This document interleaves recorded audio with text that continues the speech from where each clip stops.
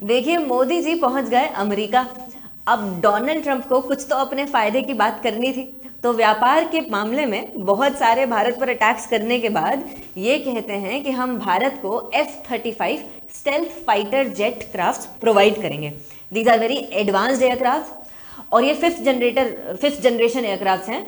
अभी जो arrow India event हो रहा है ना बैंगलोर में, उसमें यही एयरक्राफ्ट डिस्प्ले किए गए हैं। और सिर्फ इस साल ही नहीं, पिछले से पिछले साल, बिकॉज एरो इंडिया इवेंट हर 2 साल में एक बार होता है, तो पिछले से पिछले साल 2023 में भी यही एयरक्राफ्ट डिस्प्ले में रखे गए थे।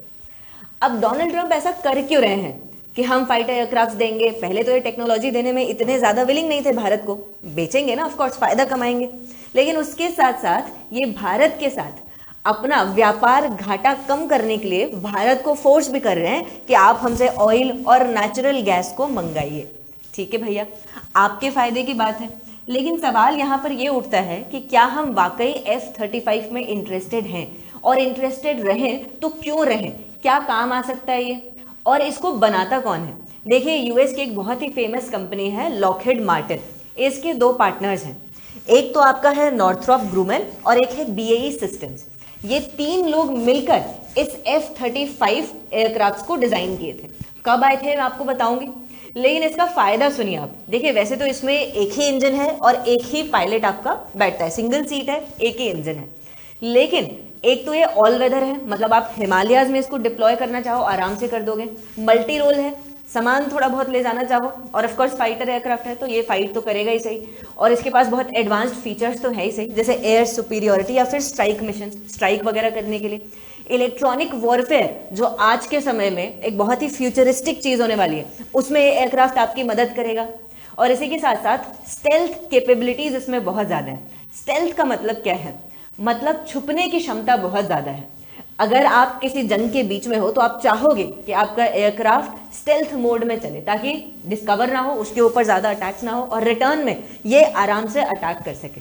इतना ही नहीं, अगर इस एयरक्राफ्ट को आपको ऊपर उड़ाना है, इसका टेक ऑफ करवाना है, तो उसके भी 3 तरीके हैं भाई। ठीक है, एक तो short take off and vertical landing, मतलब आराम से बहुत ही जल्दी बिना ज्यादा डिस्टेंस लिए ये जल्दी से ऐसे ऊपर टेक ऑफ कर जाएगा, और वर्टिकल लैंडिंग भी कर सकता है। आपने अभी एयरक्राफ्ट कैरियर्स के बारे में सुना होगा। देखिए, भारत के पास INS अरिहंत है, फिर एयरक्राफ्ट कैरियर की बात बहुत जरूरी है, एयरक्राफ्ट कैरियर सी में, राइट? तो इसके बाद हमारे पास INS अरिघट भी आया। तो इन सब में ना कैटapults लगे रहते हैं, तो ये कैटोबर vertical take off and landing को यूज करते हैं। इस तकनीक में आप एयरक्राफ्ट कैरियर में ऐसा short take off and vertical landing कर सकते हो। आप समझ रहे हो, ज्यादा डिस्टेंस नहीं चाहिए।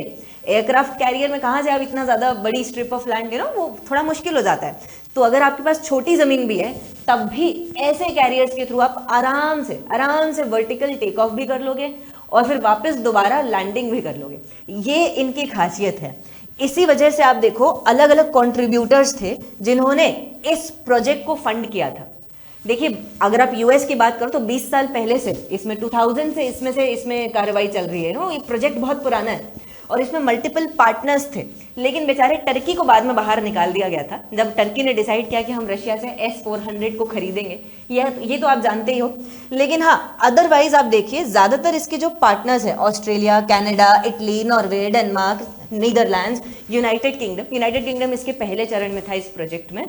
तो ये सारे वो पार्टनर्स हैं जो अमेरिका के कहे पर ही ज्यादातर चलते हैं। तो आप देखिए, एक तरीके से ये प्रोजेक्ट अमेरिका की सिक्योरिटी को एक नेक्स्ट लेवल पर ले जाने में इस प्रोजेक्ट ने बहुत मदद की। तो यही सेम चीज भारत के साथ भी हो सकती है।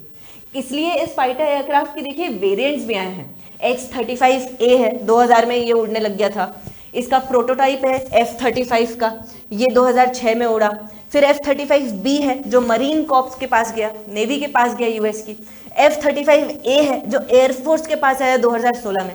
फिर इसका एक और बनाया F-35C, ये फरवरी 2019 में नेवी के पास गया। तो आप देखो, अलग अलग वेरिएंट्स हैं। अब इसमें सवाल यहाँ पर यह भी उठता है कि क्या इस एयरक्राफ्ट को भारत को परचेस करना चाहिए, और वो भी तब जब इस एयरक्राफ्ट में खुद यहाँ पर प्रॉब्लम्स रही हैं।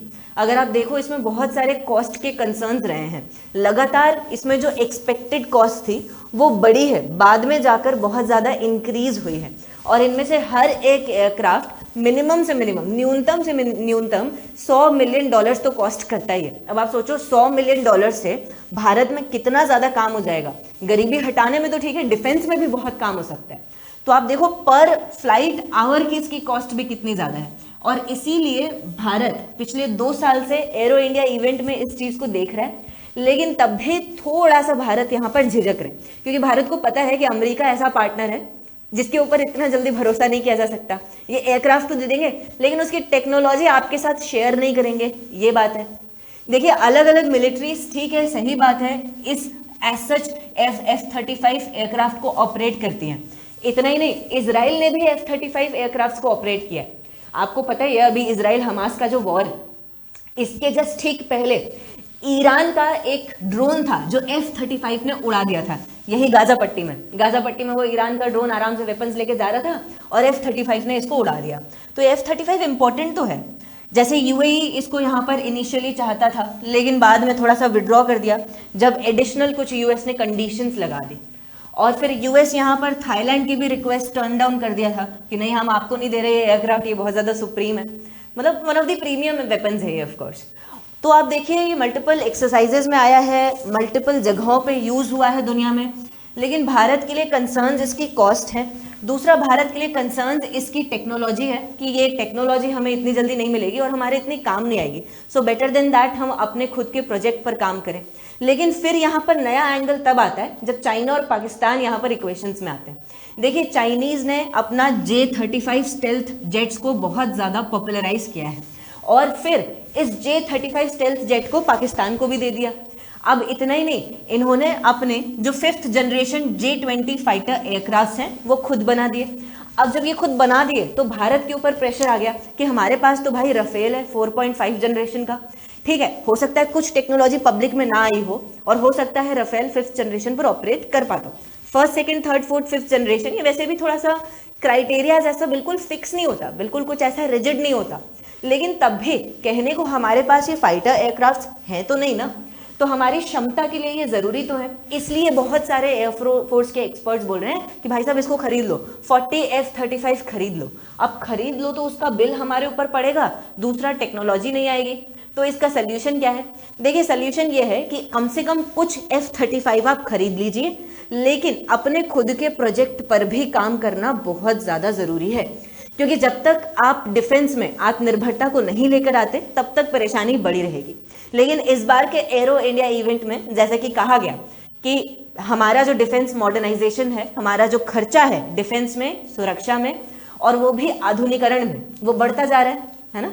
1.27 लाख करोड़ तो ऑलरेडी हो चुका है रुपीस के टर्म्स में।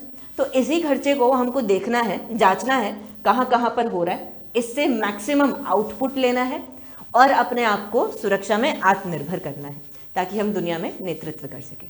शुक्रिया।